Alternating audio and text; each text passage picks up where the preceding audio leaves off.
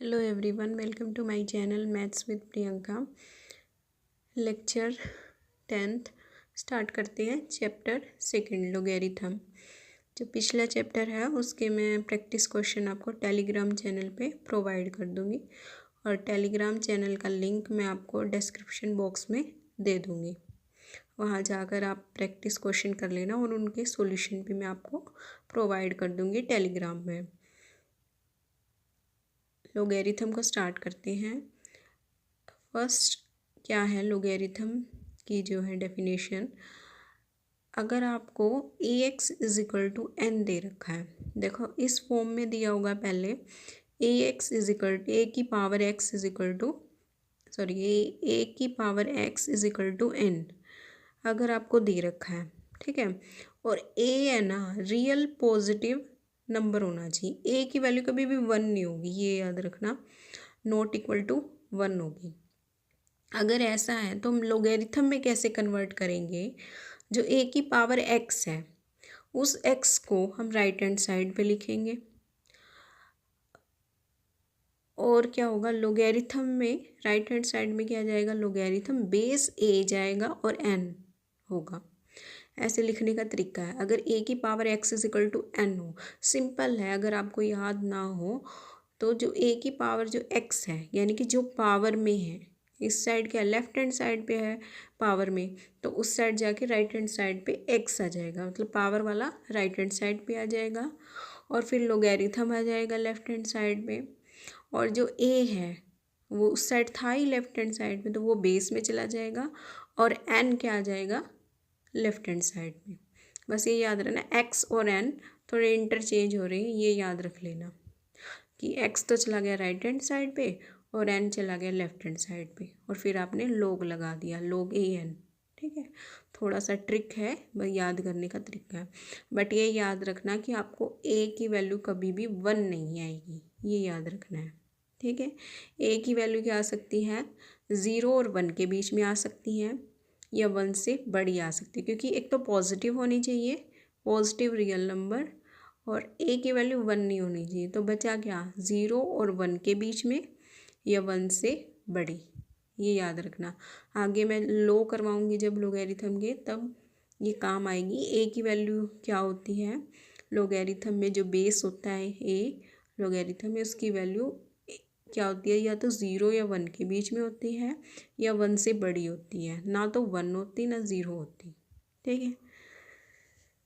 उसके बाद अगर इस फॉर्म में दे रखा है log base a n is equal to x, तब इसको पावर की फॉर्म में कैसे लेके आएंगे। इसमें भी वैसे ही थोड़ा सा ट्रिकी चेंज करना है, एन को उधर ले जाना है आपको राइट हैंड साइड पे और एक्स को लेफ्ट हैंड साइड पे, log हटा देना है। थोड़ा सा आपको ट्रिक सोचनी है, एन और एक्स को इंटरचेंज करके और फिर log को हटा देना, तो ए की पावर क्या हो जाएगी, x is equal to n, ठीक है। इससे ऐसे जा सकते हैं और बैक भी जा सकते हैं, ये याद रखना है।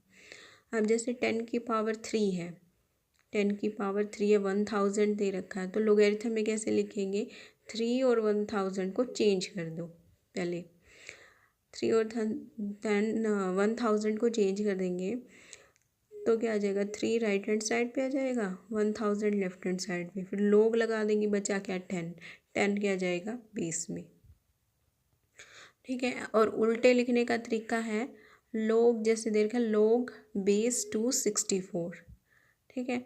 तो अब इसको पावर में कैसे लिखेंगे, 64 को उधर ले जाना, 6 को इधर ले आना, लोग हटा देना, 2 की पावर 6 इज इक्वल टू 64। तो ये ट्राई करके देख लेना, मैंने एक एक बता दिया, आप सारे ट्राई करके देख लेना। एक क्वेश्चन देखो, देखो कैसे सोल्व करते हैं लोगैरिथम का क्वेश्चन। अगर दे रखा log base 3 y is equal to x and log base 2 z is equal to x, हमें फाइंड करना है 72 की पावर x। अब देखो क्वेश्चन में जो दे रखा है ना, वही आपको लेकर चलना है दिमाग में, ठीक है। अब हमें निकालना गैस, फर्स्ट सबसे पहले क्वेश्चन को सॉल्व करने का तरीका यही होता है कि हमें फाइंड क्या करना है, फाइंड हमें 72 की पावर x फाइंड करनी है, ठीक है। अब हमें 72 की पावर x फाइंड करनी है। उसके लिए फिर हमें दिमाग लगाना है कि गिवन क्या दे रखा है। गिवन देखो क्या दे रखा है, यहाँ पे लोग जो है 3 वाला दे रखा है बेस, और उसने 2 वाला बेस दे रखा है। ठीक है, तो हमें क्या करना है, पहले लोग को सोल्व कर लो जो गिवन वाले दे रखी हैं। यानी कि लोग base 3 y is equal to x दे रखा है। मैंने बताया वाई को इंटरचेंज कर देंगे वाई और एक्स को, तो पहले वाई उधर ले जाएंगे और एक्स क्या आ जाएगा लेफ्ट हैंड साइड में, तो 3 की power x is equal to y बन जाएगा। यहाँ से 3 की power x is equal to y, ऐसे ही ये निकाल लेंगे। जेड को उस साइड पे, एक्स को उस साइड पे, तो 2 की power x is equal to z. अब थोड़ा सा ये सोल्व हो गया। हमें लोग का पता था कि लोग की ये प्रॉपर्टीज़ होती हैं, तो हमने इसको इतना सोल्व कर लिया। वाई और जेड की हमने वैल्यू निकाल ली इतनी। 3 की पावर एक्स आ गई और जेड की वैल्यू आ गई 2 की पावर एक्स। अब देखो क्वेश्चन क्या था, 72 की पावर एक्स था।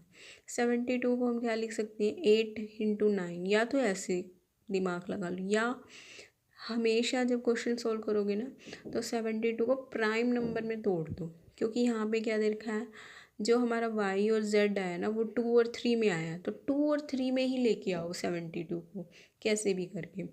तो 2 और 3 की ही पावर में लेके आओ, ताकि क्वेश्चन हमारा जो गिवन है उससे मैच हो जाए और इजीली सोल्व हो जाए। अदरवाइज आप सोल्व करना डिफ़िकल्ट हो जाएगा। तो 2 की पावर 3 यानी कि 8 इंटू में 3 की पावर 2 9, तो इन दोनों को मल्टीप्लाई करके 72 आएगा, और ऊपर क्या है x। ठीक है, फिर क्या आ जाएगा, x को अंदर ले लो, 2 की पावर x इज इक्वल 2 की पावर x और उसकी पावर 3, और 3 की पावर x उसकी पावर क्या आ जाएगी 2। ऐसे इसलिए लिखा है क्योंकि हमें y और z की वैल्यू पता है। ठीक है, 2 की पावर जो x है उसकी जगह z आ जाएगा, और 3 की जो पावर x उसकी जगह y, तो z की पावर 3 हो जाएगी, y की पावर 2, आंसर आ जाएगा। ठीक है, अगर आपको मेरा वीडियो पसंद आया तो आप लाइक कर सकते हैं। अगर आप चाहते हैं कि मैं HTET की यही सीरीज़ कंटिन्यू रखूं तो आप मेरे चैनल को सब्सक्राइब करें।